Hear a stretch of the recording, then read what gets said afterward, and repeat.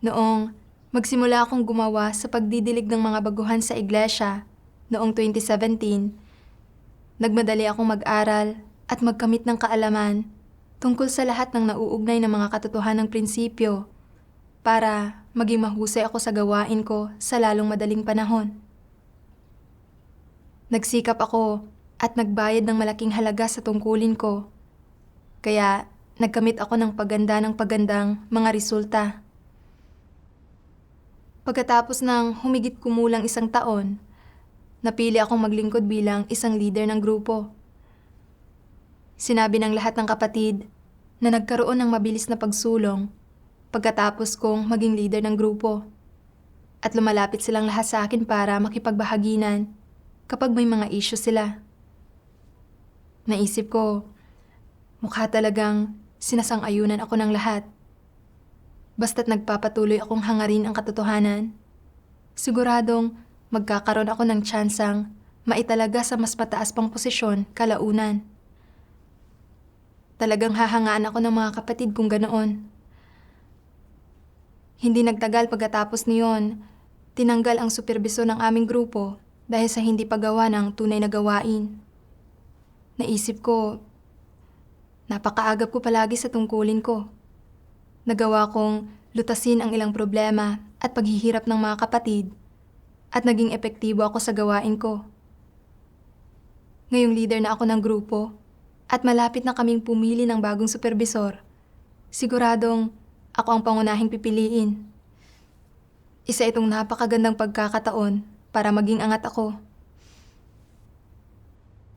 Pero ilang araw pa lang ang lumilipas, inilipat ng leader namin ang isang kapatid mula sa ibang iglesia para maging supervisor namin. Nagsasabing may mahusay itong kakayahan, naghangad ng katotohanan, at nararapat na linangin. Talagang nadismaya ako nang marinig ko ang balitang ito. Naisip ko, kung gayon, mahusay na kandidato ang kapatid na ito para linangin, at ako ay hindi. Gayunpaman, naisip ko na kung talagang kaya ng kapatid na gumawa ng tunay na gawain, positibong kinalabasan ito. Nang mapagtanto ko iyon, mas nagawa kong magpasakop. Kalaunan, noong inilipat ang kapatid sa ibang tungkulin dahil sa ilang pangangailangan ng gawain ng iglesia, sobra akong nasabik at naisip ko. Sa pagkakataong ito, siguradong isa sa alang-alang na nila ako para sa posisyon ng supervisor. Pero ilang araw pa lang ang lumipas, ang aming leader ay itinaas ang ranggo ni Sister Adele sa posisyon ng supervisor. Sa pagkakataong ito, hindi ko na tinanggap ng may gayong kapanatagan ang balitang ito. Naisip ko, talagang nagsisikap ako sa tungkulin ko at nagagawa kong lutasin ang ilang aktwal na issue. Bakit hindi itinaas ng leader ang ranggo ko? Iniisip ba niyang hindi ako angkop na linangin? Minamaliit ba niya ako? Ano na lang ang iisipin ng mga kapatid tungkol sa akin ngayong 2 beses na akong nalampasan ng promosyon? Kalilipat lang ni Adele rito at madalas siyang lumalapit sa akin para sa mga mungkahi dahil hindi pa siya sanay sa gawain. Pero mataas ang tingin sa kanya ng leader namin at nililinang siya. Masyado akong nadismaya at naagrabyado nang mangyari ang lahat ng ito sa akin. Kalaunan, nang hinanap ako ni Adele para makasabay sa gawain at nagtanong ng napakaraming katanungan, nayamot ako. Naisip ko, hindi ba't ikaw ang supervisor? Hindi talaga mahusay ang kakayahan mo kung palagi mong itatanong ang mga nasagot ko na. Minsan, noong lumapit ang mga kapatid kay Adele nang may mga katanungan at paghihirap tungkol sa pagdidilig sa mga baguhan na hindi pa niya naranasan dati, hindi niya alam kung paano makipagbahaginan at lutasin ang mga iyon. At hihingi siya ng tulong sa akin. Sadya ko siyang sinasagot ng, simpleng issue ito. Kailangan mo lang malaman ang pinakabuod ng problema at ibahagi ng malinaw ang katotohanan tungkol dito. Pagkatapos ay magbibigay ako ng mga halimbawa kung paano ko nalutas ang mga kaparehong issue. Naisip ko, kailangang maipakita ko sa lahat na may talento ako. Hindi dahil sa wala akong kasanayan, kundi dahil hindi ako nabigyan ng pagkakataong maging supervisor. Kalaunan, iminungkahi ni Adele na magsama kami para makonsulta niya ako tuwing may mga nangyayaring issue. Naisip ko, kukonsultahin ako tuwing may mga lilitaw na issue. Pero ikaw ang mapupuri kapag nalutas ang issue at hindi ako. Bakit ako magiging iyong katulong mo na nasa likod ng eksena? Pagkatapos ko itong maisip, tinanggihan ko siya batay sa wala akong maluwag na oras kasi abala ako sa pagdidilig ng mga baguhan. Tinanong ako muli ni Adele sa ilang mga pagkakataon, pero hindi ako kailanman sumang-ayon. Unti-unti, napansin kong mukhang medyo napipigilan ko si Adele at naging medyo pasibo siya sa pagtatalakay ng gawain. Gayunpaman, hindi ko pinagnilayan at kinilala ang sarili ko. Sa halip, inisip ko lang na nahihirapan si Adele sa paglilingkod bilang supervisor. Bukod pa roon, naisip ko, kung maging aktibo ako na katuwang niya at bumuti ang kalagayan niya at kapag naayos na niya ang kanyang gawain, mawawalan na ako ng tsansang tumaas ang ranggo. Sa kabaligtaran, kapag nalugmok siya sa pagkanegatibo, lalong makikita ang kasigasigan at inisyatibo ko. Kaya, noong tinatalakay namin ang gawain, nagiging napakaagap ko at masigasig at namumuno ako para maging angat ako. Kalaunan, dahil mas dumarami ang mga taong tumatanggap sa gawain ng Diyos sa mga huling araw at ilan pang tagadilig ang naitalaga sa grupo namin, pinagugol ako ni Adele ng mas maraming oras sa pagtulong sa mga bagong dating na kapatid. Gagamitin ko ang mga pagkakataong ito para sabihin sa mga tao kung paano ko hinanap ang katotohanan para malutas ang mga kuro-kuro at kalituhan ng mga baguhan. Sistematikong binabalangkas para sa kanila ang personal kong karanasan at mga landas ng pagsasagawa. Pagkatapos niyon, tuwing may mga issue ang mga kapatid, hahanapin nila ako para makipagtalakayan. Sa ilang pagkakataon, lumalapit pa sa akin ang mga tao na may mga problemang hindi mismo malutas ni Adele.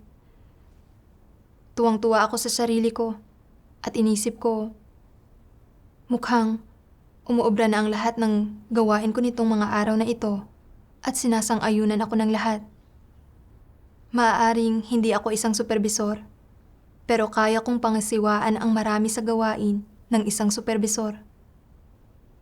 Sa susunod na magkaroon ng eleksyon para sa mga manggagawa at lider, siguradong iboboto ako ng mga kapatid.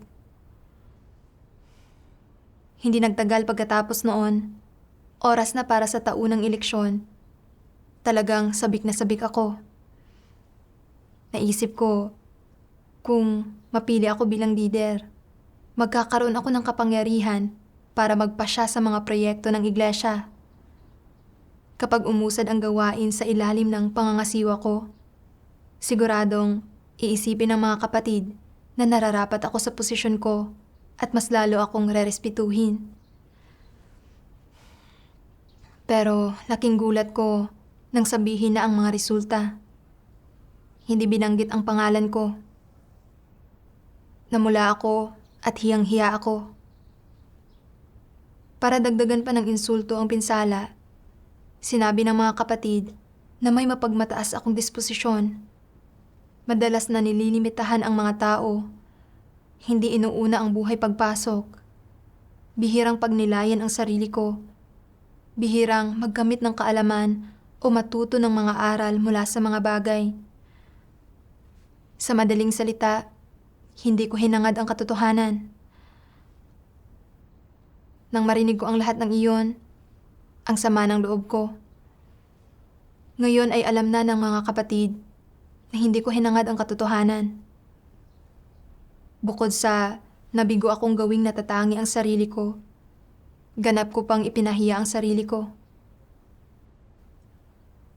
Noong mga araw na iyon, takot akong matanong ng mga kapatid kung ano ang nakuha ko mula sa sitwasyon. Pero nag-alala rin ako na walang makikipag-usap sa akin, na nagkaroon na sila ng pagkilatis sa akin at iwasan ako. Halo-halo na ang mga emosyon ko at ang naiisip ko lang ay ang tungkol sa nangyari. Hindi ko mailapat ang sarili ko sa aking tungkulin at labis akong nagdurusa at naghihirap. Palagi kong iniisip kung bakit ako naharap sa ganitong uri ng pagsubok. Kalaunan, nakipagbahaginan sa akin ang ilang kapatid at inudyukan akong gumugol ng mas maraming oras para pagnilayan ang paggampan ko sa aking tungkulin. Tinukoy rin nila na sa kabila ng pagkakaroon ko ng ilang abilidad sa aking gawain, hindi ko inuna ang paghahangad sa katotohanan. Hinanap ko lang ang reputasyon at katayuan at tinatahak ko ang maling landas. Alam kong ang payo at tulong ng mga kapatid ay galing sa Diyos, kaya lumapit ako sa Kanya sa panalangin. O Diyos, ang mabunyag ng ganito ay napakahirap para sa akin. Diyos ko, pakiusap bigyang liwanag mo ako at tulutan mo akong magkamit ng kaalaman sa sarili ko at maunawaan ang layunin mo. Isang araw, habang binabasa ko ang mga salita ng Diyos, nakita ko ang dalawang sipi kung saan inilalantad ng Diyos kung paano hinahangad ng mga antikristo ang reputasyon at katayuan. Sinasabi ng mga salita ng Diyos, anumang tungkulin ang ginagawa ng mga antikristo, sisikapin nilang ilagay ang sarili nila sa mataas na posisyon, sa isang nakalalamang na posisyon. Hindi sila kailanman makokontento sa kanilang posisyon bilang isang ordinaryong tagasunod. At ano ang pinakakinahuhumalingan nila? Iyon ay ang tumayo sa harap ng mga tao na inuutusan at pinagagalitan ang mga tao. Ipinagagawa sa mga tao ang kanilang sinasabi. Hindi nila iniisip kailanman kung paano gawin ng maayos ang kanilang tungkulin. Lalo nang hindi nila hinahanap ang mga katotohanang prinsipyo habang ginagawa ang kanilang tungkulin upang isagawa ang katotohanan at bigyang kasiyahan ang Diyos. Sa halip, nag-iisip sila ng husto ng mga paraan para mapatanyag ang sarili, para tumaas ang tingin sa kanila ng mga lider at itaas sila ng ranggo, upang sila mismo ay maging lider o manggagawa at mamuno sa ibang mga tao. Ito ang pinag-iisipan at inaasam nila buong araw.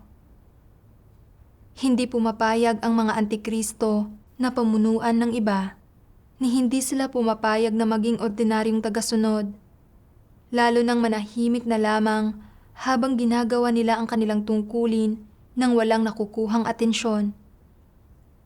Ano man ang kanilang tungkulin, kung hindi sila maaaring maging bida, kung hindi sila maaaring maging mataas sa iba at maging leader ng ibang tao, nagiging nakababagot para sa kanila ang paggawa ng kanilang tungkulin at nagiging negatibo sila at nagsisimulang tamarin. Kung walang papuri o pagsamba ng iba, lalong hindi ito interesante sa kanila at lalong wala silang pagnanais na gawin ang kanilang tungkulin. Ngunit kung maaari silang maging bida habang ginagawa nila ang kanilang tungkulin at sila ang may huling salita, lumalakas sila at handang danasin ang anumang paghihirap. Palagi silang may personal na mga layunin sa pagganap sa kanilang tungkulin at gusto nila na palaging mamukod-tangi bilang isang pamamaraan para matugunan ang kanilang pangangailangan na talunin ang iba at matugunan ang kanilang mga pagnanais at ambisyon. Para sa mga antikristo, Ang reputasyon at katayuan ay hindi kung anong karagdagang hinihingi lamang at hindi rin isang bagay na kayang-kaya nila kahit wala ang mga ito. Bahagi ang mga iyon ng kalikasan ng mga antikristo. Iyon ay nasa kanilang mga buto, sa kanilang dugo. Ang mga iyon ay likas sa kanila. Hindi masasabing ang mga antikristo ay walang pakialam kung sila ba ay nagtataglay ng reputasyon at katayuan. Hindi ganito ang kanilang pag-uugali. Kung gayon, ano ang kanilang pag-uugali? Ang reputasyon at katayuan ay malapit na nauugnay sa kanilang pang-araw-araw na buhay, sa kanilang pang-araw-araw na kalagayan, sa kung ano ang kanilang hinahangad sa araw-araw.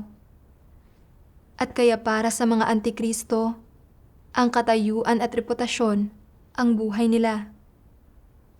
Paano man sila mabuhay, anuman ang kapaligiran na tinitirhan nila, anuman ang gawain na kanilang ginagawa, anuman ang kanilang hinahangad, anuman ang kanilang mga layon, anuman ang direksyon ng kanilang buhay, umiikot ang lahat ng ito sa pagkakaroon ng magandang reputasyon at mataas na katayuan. At hindi nagbabago ang pakay na ito. Hinding-hindi nila kayang isantabi ang gayong mga bagay. Ito ang totoong mukha ng mga antikristo at ang kanilang diwa. Maaari mo silang ilagay sa isang sinaunang gubat sa pusod ng kabundukan at hindi pa rin nila isasantabi ang paghahangad nila sa reputasyon at katayuan. Maaari mo silang ilagay sa gitna ng anumang grupo ng mga tao at ang pawang maiisip nila ay reputasyon at katayuan pa rin. Kahit na naniniwala rin sa Diyos ang mga antikristo, itinuturing nila ang paghahangad sa reputasyon at katayuan bilang katumbas ng pananalig sa Diyos at binibigyan ang mga ito ng pantay na pagpapahalaga. Ibig sabihin, habang tinatahak nila ang landas ng pananalig sa Diyos, hinahangad din nila ang kanilang sariling reputasyon at katayuan. Masasabi na sa puso ng mga antikristo, naniniwala sila na ang paghahangad ng katotohanan sa kanilang pananalig sa Diyos ay ang paghahangad ng reputasyon at katayuan. Ang paghahangad sa reputasyon at katayuan ay ang paghahangad din sa katotohanan, at ang magkamit ng reputasyon at katayuan ay ang magkamit ng katotohanan at buhay. Kung nararamdaman nila na wala silang reputasyon, pakinabang o katayuan, na walang humahanga sa kanila o nagpapahalaga sa kanila o sumusunod sa kanila, sobrang bigong-bigo sila. Naniniwala silang wala nang saysay pang maniwala sa Diyos, wala na itong kabuluhan, at sinasabi nila sa kanilang sarili na, bigo ba ang gayong pananalig sa Diyos? Wala na ba itong pag-asa? Madalas na tinitimbang nila ang gayong mga bagay sa kanilang puso. Pinag-iisipan nila kung paano sila magkakapwesto sa sambahayan ng Diyos, kung paano sila maaaring magkaroon ng mataas na reputasyon sa iglesia, nang sa gayon ay makinig ang mga tao kapag nagsasalita sila, at suportahan sila kapag kumikilos sila, at sumunod sa kanila saan man sila magpunta. Nang sa gayon ay sila ang may huling salita sa iglesia at ang may kasikatan, pakinabang at katayuan. Talagang pinagtutuunan nila ang gayong mga bagay sa puso nila. Ang mga ito ang hinahangad ng gayong mga tao. Ibinubunyag ng mga salita ng Diyos kung paano binibigyan ng mga antikristo ng pinakamalaking pagpapahalaga ang reputasyon at katayuan. Kailanman at saan man, ang pinakalayo nila ay ang magkamit ng magandang reputasyon at mataas na katayuan. Nananampalataya lamang sila sa Diyos at ginagawa ang kanilang mga tungkulin para gawing natatangi ang sarili nila at makamit ang respeto ng iba. Palagi silang nagsisikap na magkamit ng mga posisyon ng katayuan para makuha ang huling pasya at ang kapangyarihan ng pagdedesisyon at magkamit ng awtoridad sa iba. Kapag hindi nila makamit ang katayuan at reputasyon, nagsisimula silang mag-isip na walang kabuluhan ang pananampalataya sa Diyos at walang dahilan para gawin ang kanilang tungkulin. Sa pagsasaalang-alang sa mga salita ng Diyos, napagtanto ko na ang disposisyong ibinunyag ko at ang pananaw ko sa paghahangad ay hindi naiiba sa pananaw ng isang antikristo. Palagi kong pinagsisikapang maging isang supervisor o leader dahil inakala ko na ang mga leader at manggagawa ang may huling pasya, ang makakagawa ng mahahalagang desisyon at sobrang nirerespeto, sinusuportahan at iginagalang. Bilang isang leader ng grupo, limitado ang saklaw ng awtoridad ko at bihira kong nagagawang maging angat ang sarili ko. Kaya tuwing nakakakuha ako ng mga resulta sa gawain ko, nagkakaroon ako ng biglaang pag-uudyok para magkamit ng higit pang kapangyarihan at awtoridad para mas marami pang tao ang rerespeto sa akin at magtitipon sa paligid ko.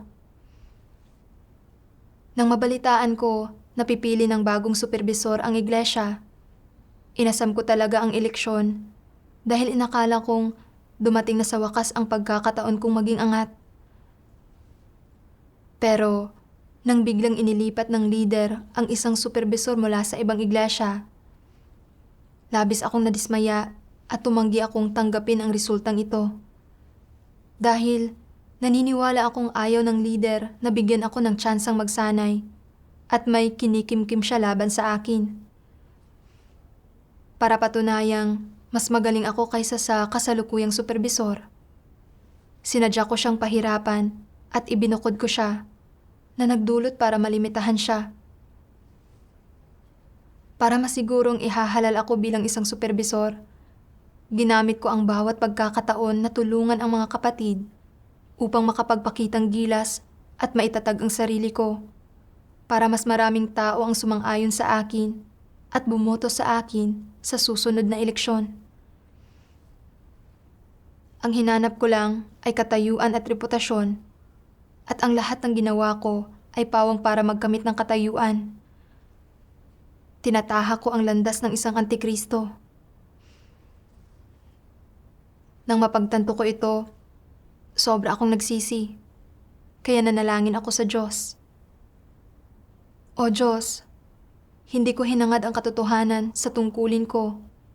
Nakipagkumpetensya ako para sa katayuan at reputasyon at naghimagsik ako at lumaban sa iyo. O Diyos, ayaw ko nang magpatuloy ng ganito at handa akong magsisi. Pakiusap bigyang liwanag mo ako para makilala ko ang sarili ko. Isang beses, sa oras ng mga devosyonal ko, nakita ko ang siping ito ng mga salita ng Diyos. Kapag nag-ugat na sa mga tao ang isang satanikong disposisyon at naging kalikasan na nila ito, sapat na ito upang magtanim ng kadiliman at kasamaan sa kanilang puso at akayin silang hangarin at piliin ang maling landas. Sa malakas na udyok ng isang tiwaling satanikong disposisyon, ano ang mga mithiin, inaasahan, ambisyon, at layon at direksyon sa buhay ng mga tao? Hindi ba sumasalungat ang mga ito sa mga positibong bagay? Halimbawa, palaging nais ng mga tao na maging sikat o maging mga kilalang tao. Hinihiling nilang magtamo ng malaking kasikatan at katanyagan at magdala ng karangalan sa mga ninuno nila. Mga positibong bagay ba ang mga ito? Lubhang hindi kaayon ang mga ito ng mga positibong bagay. Higit pa roon, taliwas ang mga ito sa batas ng kataas-taasang kapangyarihan ng Diyos sa pamamahala sa kapalaran ng sangkatauhan. Gusto ba ninyo palaging ibuka ang inyong mga pakpak at lumipad? Nais ba ninyong lumipad ng mag-isa na maging isang agila sa halip na isang munting ibon? Anong disposisyon ito? Ito ba ang prinsipyo ng pag-uugali ng tao? Ang inyong paghahangad sa pag-uugali ng tao ay dapat batay sa mga salita ng Diyos. Ang mga salita ng Diyos lamang ang katotohanan. Lubha na kayong nagawang tiwali ni Satanas at lagi ninyong itinuturing ang tradisyonal na kultura, ang mga salita ni Satanas, bilang katotohanan, bilang pakay ng inyong paghahangad na ginagawang madali para sa inyo na tumahak sa maling landas, na tumahak sa landas ng paglaban sa Diyos. Ang mga kaisipan at pananaw ng tiwaling sangkatauhan at ang mga bagay na pinagsusumikapan nila ay salungat sa mga pagnanais ng Diyos, sa katotohanan, at sa mga batas ng kataas-taasang kapangyarihan ng Diyos sa lahat ng bagay, sa kanyang pamamatnugot sa lahat ng bagay, at sa kanyang kontrol sa kapalaran ng sangkatauhan. Kaya gaano man kawasto at kamakatwiran ang ganitong klase ng paghahangad ayon sa mga kaisipan at kuro-kuro ng tao, hindi positibong bagay ang mga ito sa pananaw ng Diyos at hindi naaayon sa kanyang mga layunin ang mga ito. Dahil nilalabanan mo ang katunayan ng kataas-taasang kapangyarihan ng Diyos sa kapalaran ng sangkatauhan at dahil nais mong magsulo na inilalagay ang iyong kapalaran sa sarili mong mga kamay, lagi kang nauumpog sa pader na sa lakas ay nagdurugo ang ulo mo at walang magandang nangyayari sa iyo. Bakit walang nangyayaring maganda sa iyo? Dahil ang mga batas na itinakda ng Diyos ay hindi mababago ng sino mang nilalang. Ang awtoridad at kapangyarihan ng Diyos ay nangingibabaw sa lahat ng iba pa, hindi malalabag ng sino mang nilalang. Masyadong mataas ang tingin ng mga tao sa kanilang mga abilidad. Ano ba ang palaging nagpapanais sa mga tao na maging malaya sa kataas-taasang kapangyarihan ng Diyos at palaging nagpapanais sa kanilang kontrolin ang sarili nilang kapalaran at planuhin ang sarili nilang kinabukasan at nagpapanais na kontrolin ang kanilang mga inaasam, direksyon at layon sa buhay? Saan nanggagaling ang simulang ito? Sa isang tiwaling satanikong disposisyon. Ano kung gayon ang idinudulot ng tiwaling satanikong disposisyon sa mga tao? Pagsalungat sa Diyos. Ano ang dumarating sa mga taong sumasalungat sa Diyos? Pasakit. Pasakit. Ito ay pagkawasak. Ang pasakit ay wala pa sa kalahati nito. Ang nakikita mismo ng iyong mga mata ay pasakit, pagiging negatibo, at kahinaan, at paglaban at mga reklamo. Ano ang kalalabasan nito? Pagkalipol. Hindi ito maliit na bagay at hindi ito biro. Sa pamamagitan ng paglalantad ng mga salita ng Diyos, napagtanto ko na pagkatapos gawing tiwali ni Satanas ang tao, ang buhay ng tao ay napapamahalaan ng satanikong tiwaling disposisyon na may mga katangian ng kayabangan at kapalaluan at kabuktutan at panlilinlang. Hindi na niya kayang magpasakop sa kataas-taasang kapangyarihan at mga pagsasaayos ng Diyos at palagi siyang puno ng ambisyon at pagnanais, nagsisikap na maging isang dakila, sikat na tao, at naghahangad na makamit ang mataas na katayuan at maging pinakadakilang tao.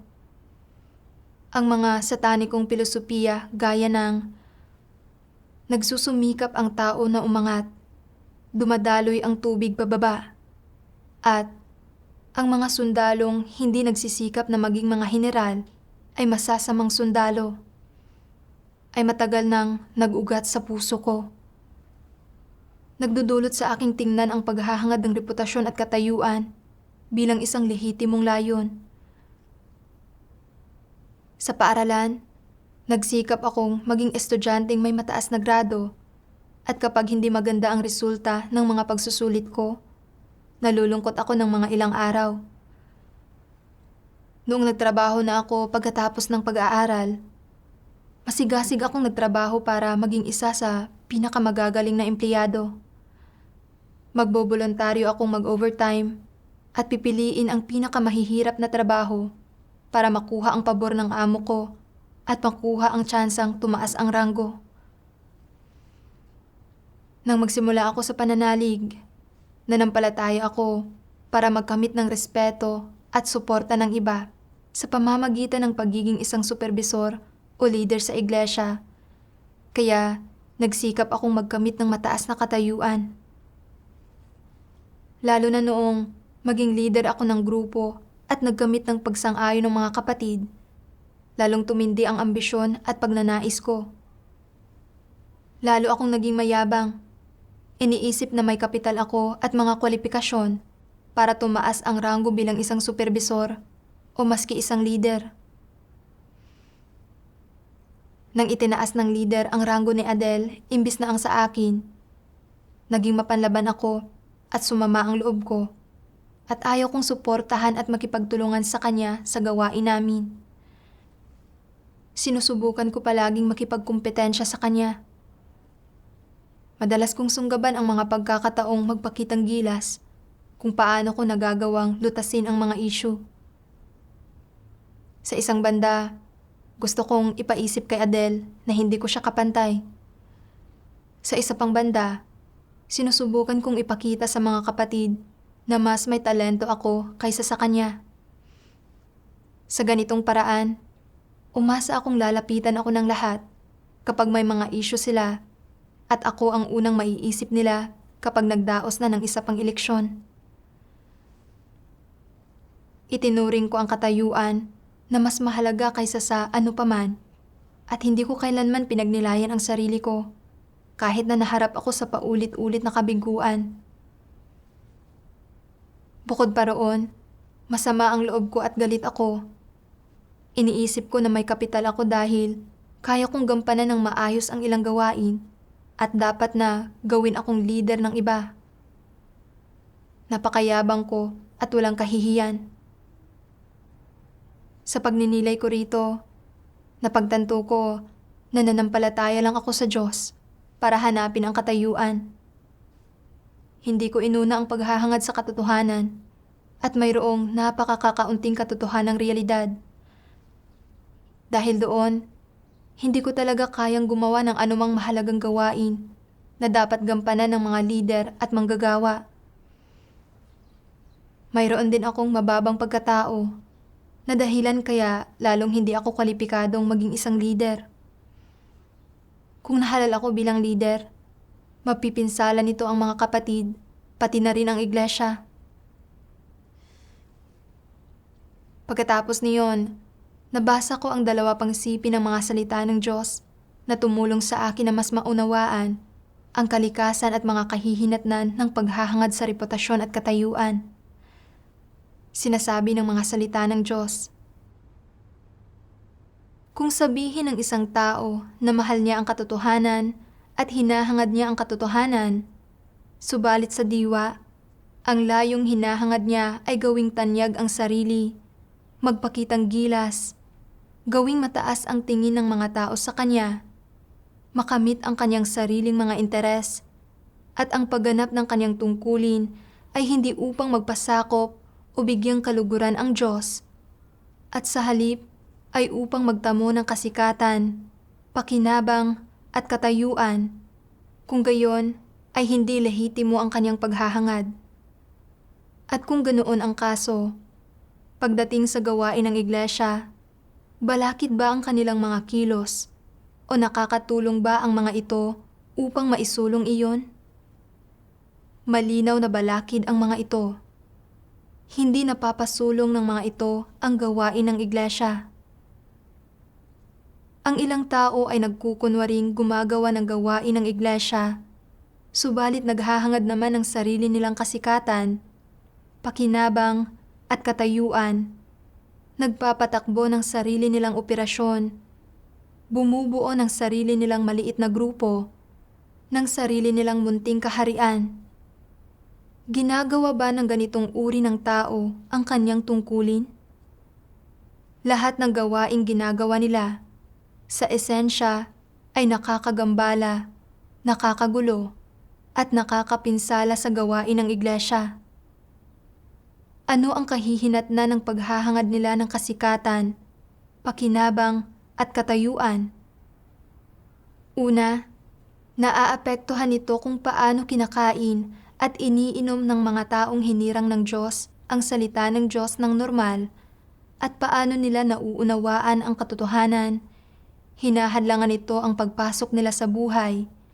Pinipigilan silang pumasok sa tamang landas ng pananampalataya sa Diyos at inaakay sila patungo sa maling landas na nakakapinsala sa mga taong hinirang at dinadala sila sa kapahamakan. At ano ang ginagawa nito sa gawain ng iglesia sa huli? Ito ay panggugulo, pamiminsala, at pagbuwag. Ito ang kahihinatnang idinudulot ng paghahangad ng mga tao sa kasikatan, pakinabang, at katayuan. Kapag ginagawa nila ang kanilang tungkulin sa ganitong paraan, hindi ba ito masasabing pagtahak sa landas ng isang antikristo? Kapag hinihingi ng Diyos na isantabi ng mga tao ang kasikatan, pakinabang at katayuan, hindi naman sa pinagkakaitan niya ang mga tao ng karapatang mamili. Bagkus, ito ay dahil habang hinahangad ang kasikatan, pakinabang at katayuan, nagagambala at nagugulo ng mga tao ang gawain ng iglesia at ang pagpasok sa buhay ng mga taong hinirang ng Diyos, at maaari pa ngang makaimpluwensya sa pagkain at pag-inom ng maraming tao ng mga salita ng Diyos sa pag-unawa nila sa katotohanan at sa pagkamit nila ng kaligtasan ng Diyos. Ito ay isang katunayang hindi mapag-aalinlanganan. Kapag hinahangad ng mga tao ang sarili nilang kasikatan, pakinabang at katayuan, siguradong hindi nila hahangarin ang katotohanan at hindi nila matapat na tutuparin ang kanilang tungkulin. Magsasalita at kikilos lamang sila alang-alang sa kasikatan, pakinabang at katayuan, at lahat ng gawaing ginagawa nila nang wala ni katiting na eksepsyon ay alang-alang sa mga bagay na iyon. Ang umasal at kumilos sa gayong paraan ay walang pagdududang pagtahak sa landas ng mga antikristo. Ito ay isang paggambala at panggugulo sa gawain ng Diyos. At lahat ng iba't ibang kahihinatnan nito ay nakakahadlang sa pagpapalaganap ng ebanghelyo ng kaharian at sa pagsasakatuparan sa kalooban ng Diyos sa loob ng iglesia. Kaya, maaaring sabihin ng isang tao ng may katiyakan na ang landas na tinatahak ng mga naghahangad ng kasikatan, pakinabang, at katayuan ay ang landas ng paglaban sa Diyos. Ito ay sadyang paglaban sa Kanya, pagkontra sa Kanya. Ito ay ang makipagtulungan kay Satanas sa paglaban sa Diyos at pagsalungat sa Kanya. Ito ang kalikasan ng paghahangad ng mga tao sa kasikatan, pakinabang at katayuan. Wala nang higit pang kinapopuotan ang Diyos, kundi kapag naghahangad ang mga tao ng katayuan, dahil ang paghahangad ng katayuan ay isang satanikong disposisyon. Isa itong maling landas, bunga ito ng pagtitiwali ni Satanas. Isa itong bagay na kinokondena ng Diyos, at ito mismo ang bagay na hinahatulan at dinadalisay ng Diyos. Wala nang higit pang kinapopuotan ang Diyos, kundi kapag naghahangad ang mga tao ng katayuan, pero nagmamatigas ka pa ring nakikipagkompetensya para sa katayuan, walang sawa mo itong iniingatan at pinoprotektahan, at laging sinusubukang makuha ito para sa iyong sarili.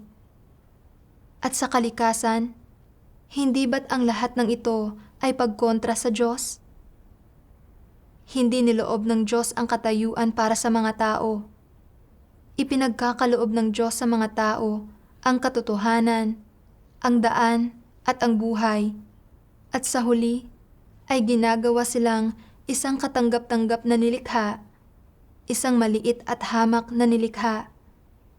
Hindi isang tao na may katayuan at katanyagan at iginagalang ng libo-libong tao. Kaya, saan mang perspektiba ito tingnan, walang kahahantungan ang paghahangad ng katayuan. Gaano man kamakatwiran ang iyong pagdadahilan para hangarin ang katayuan, mali pa rin ang landas na ito at hindi sinasang-ayunan ng Diyos. Gaano ka man magpakahirap o gaano ka man magsakripisyo, kung naghahangad ka ng katayuan, hindi ito ibibigay sa iyo ng Diyos. Kung hindi ito ibinibigay ng Diyos, mabibigo ka sa pakikipaglaban para matamo ito, at kung patuloy kang makikipaglaban, isa lamang ang kahihinatnan nito. Mabubunyag at matitiwalag ka, at mauuwi sa walang kahahantungan. Nauunawaan mo ito, hindi ba? Ang mabasa ang mga salita ng Diyos at makita ang paghihimay at paglalarawan niya sa mga naghahangad ng katayuan at reputasyon ay talagang tumagos sa puso ko. Talagang hindi ko napagtanto kung gaano kaseryoso ang kalikasan at mga kahihinatnan ng paghahangad sa katayuan at reputasyon. Kapag hinahangad ng mga tao ang mga bagay-bagay na ito, direkta nilang sinisira at winawasak ang gawain ng iglesia at nagsisilbing mga kampon ni Satanas. Kinokondena ng Diyos ang mga pagkilos na gayon. Sumasalungat sa mga hinihingi ng Diyos ang paghahangad sa katayuan at kumikilos ng direktang kumukontra sa Kanya. Ang pag-asa ng ganito ay isang daan sa pagkawasak. Tinanggal ang dati naming superbisor dahil sa hindi paggawa ng tunay na gawain. Kaya napaka-kapakipakinabang para sa gawain ng iglesia nang dumating si Adel. Dahil isa siyang taong naghahangad ng katotohanan at talagang inuna ang paghahanap sa mga katotohanang prinsipyo kapag may mga nangyayari sa kanya at kaya niyang gumawa ng ilang tunay na gawain. Dapat sana ay sinuportahan at nakipagtulungan ako sa kanya. Pero dahil masyado akong nahumaling sa reputasyon at katayuan, hindi ko matanggap na itinalaga si Adel bilang superbisor. Paulit-ulit kong tinanggihang makipagtulungan sa kanya nang iminungkahi niyang pag-usapan namin ang gawain. Naging dahilan ito para makadama si Adel ng pagkalimita at pagkanegatibo at negatibong naapektuhan ang gawain ng iglesia. Hindi lang ako nabigong pagnilayan ang sarili ko. Hindi ko rin inako ang responsibilidad sa ginawa ko sa kanya. Iniisip kong naging negatibo lang siya dahil hindi siya angkop para sa papel ng isang superbisor. Umasa pa nga akong dumating ang panahon kung kailan matatanto niya sa wakas na sobra na ito para sa kanya at magbitiw siya. Dahil kung ganoon, magagawa kong makuha ang posisyon niya. Hindi ba't hinahadlangan at ginugulo ko ang gawain ng iglesia? Sinamantala ko pa nga ang mga pagkakataon ng pagtatalakay ng gawain at pagtulong sa mga kapatid para iangat ang sarili ko. Para lumapit sila sa akin kapag may mga issue sila, ginagawa lang na tau-tauhang leader si Adel. Kumikilos ako bilang isang kampo ni Satanas at ginugulo at sinisira ang gawain ng iglesia. Gumagawa ako ng masama at nilalabanan ko ang Diyos. Sinasabi ng mga salita ng Diyos, gaano ka man magpakahirap o gaano ka man magsakripisyo, kung naghahangad ka ng katayuan, hindi ito ibibigay sa iyo ng Diyos. Kung hindi ito ibinibigay ng Diyos, mabibigo ka sa pakikipaglaban para matamo ito. At kung patuloy kang makikipaglaban, isa lamang ang kahihinatnan nito. Mabubunyag at matitiwalag ka at mauuwi sa walang kahahantungan. Napagtanto ko na sa paghahangad ng katayuan, Tinataha ko ang landas ng paglaban sa Diyos at ang tanging kalalabasan ay kamatayan. Pinuno ako nito ng takot. Naging seryosong problema na ang paghahangad ko sa katayuan at reputasyon. At kung magpapatuloy ako ng ganoon, patuloy na lalala ang ambisyon at pagnanais ko. Sino ang nakakaalam kung anong masasamang bagay ang magagawa ko kung talagang nakamit ko ang katayuan? Kung hindi ako agad nagsisi at nagpatuloy sa maling landas na iyon ng paghahangad, kalaunan ay makakagawa ko ng ilang malalaking kasamaan at ititiwalag at parurusahan ng Diyos. Kalaunan, sa isang pagtitipon, nakita ko ang siping ito ng mga salita ng Diyos. Bilang isang miyembro ng nilikhang sangkatauhan, kailangang panatilihin ng isang tao ang kanyang sariling posisyon at umasal ng maingat. Matapat na bantayan kung ano ang ipinagkatiwala sa iyo ng lumikha.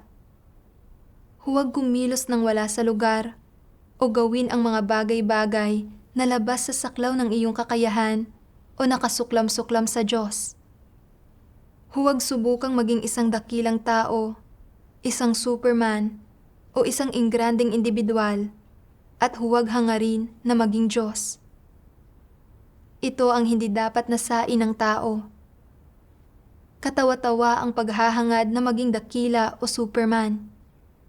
Ang paghahangad na maging Diyos ay lalo pang mas kahiya-hiya. Ito ay karimari-marim at kasuklam-suklam. Ang kapuri-puri at ang dapat na panghawakan ng mga nilikha ng higit pa sa anumang mga bagay ay ang maging tunay na nilikha. Ito lamang ang tanging layon na dapat hangarin ng lahat ng tao. Sa pamamagitan ng mga salita ng Diyos, napagtanto kong ang mga tao ay walang iba, kundi nilikha lamang. At dapat nating panatilihin ang mga itinakdang posisyon sa atin at magtuon sa ating mga kasalukuyang tungkulin. Dahil sa ambisyon, pagnanais, at satanikong disposisyon ng tao, kaya palagi niyang ninanais na maging isang natatanging tao na may dakilang katayuan. Ang pagkakatalaga bilang isang leader ng iglesia ay hindi tungkol sa pagtanggap ng katayuan, kundi tungkol sa maayos na paggawa ng isang tao ng kanyang tungkulin ayon sa mga katotohanang prinsipyo. May katayuan man ako o wala, kailangan ko pa ring umasal ng may konsensya at tuparin ang tungkulin ko. Tahimik akong nagpasya na sino man ang ihalal bilang leader, mananatili akong matatag sa kasalukuyan kong posisyon at tutuparin ng may konsensya ang responsibilidad ko. Maihalal man ako o maabot ko ang mataas na katayuan, susuportahan ko ang gawain ng leader at gagawin ko ng wasto ang mga tungkulin ko kasama ng iba, nagkakaisa sa puso at isip. Ilang araw ang lumipas nang dumating ang bagong halal na leader para pag-usapan ang aming gawain. Ipinaliwanag ko ang lahat ng detalyado hanggat maaari para maarok ng mabuti ng leader ang gawain at makapagpatuloy ng mahusay. Habang pinag-uusapan namin ang gawain, isinaalang-alang ko kung aling paraan ng pagkilos ang magiging pinaka-kapakipakinabang para sa aming gawain at magsasabi agad ako ng anumang magagandang suhestyon. Sino man ang nagsisilbing leader, ang mahalaga ay ang makipagtulungan sa paggawa ng aming gawain at lutasin ang anumang lumilitaw na problema. Noong simulan ko nang tumuon sa kasalukuyang gawain at kung paano maging katuwang ang lahat para gawin ang aming tungkulin sa pinakamahusay na paraan, mas lalong gumaan ang pakiramdam ko. Paglipas ng 2 buwan, inilipat sa ibang tungkulin ang leader at sa bagong eleksyon, sa wakas ay napili ako para maglingkod bilang leader.